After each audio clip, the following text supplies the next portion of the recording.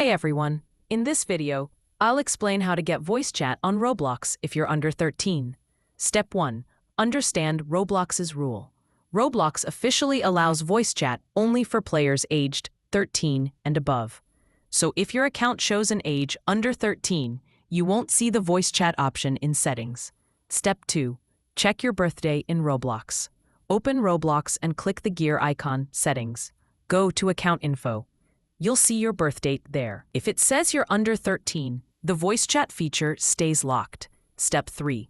Why you can't change age below 13. Roblox doesn't allow changing your date of birth to protect child privacy and follow COPPA law. So if you entered the wrong date, you can't directly edit it. Step 4. What you can do. You can create a new Roblox account with the correct age, 13 or older. Then, verify your email and ID to unlock the voice chat feature.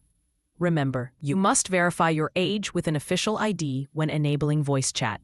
Step 5. Stay safe. If you're really under 13, don't try to bypass Roblox's rules. It's for your online safety. You can still use chat text and play with friends safely.